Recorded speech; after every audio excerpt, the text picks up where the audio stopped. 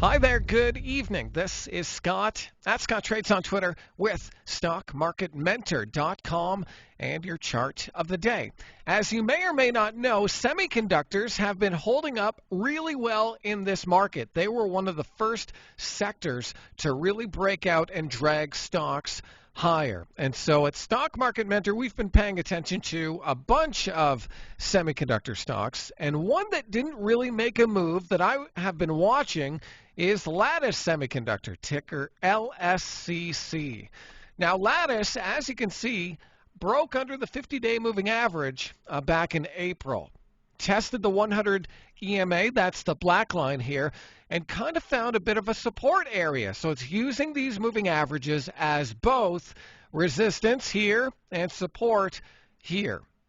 And when stocks are close to and holding in and around moving averages, I like to pay attention to those because those are the ones that the market is trying to firm up while we're in a bit of a pullback, like we are in the SPY and the Qs, and of course, as I mentioned, semiconductors.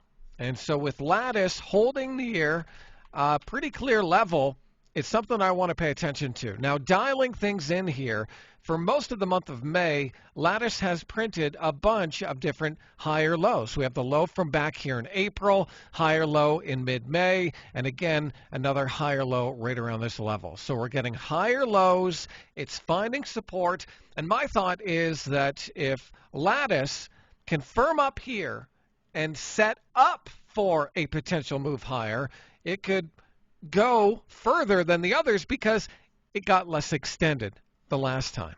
And so want to pay attention to this semiconducting laggard right now, LSCC. I'm going to set a breakout alert on my software right around that 85.75 level and see if it does, in fact, break to the upside. So I hope that video is helpful. Give me a follow on Twitter if you don't already, at Scott Trades, and be sure and check out what we're doing over at StockMarketMentor.com.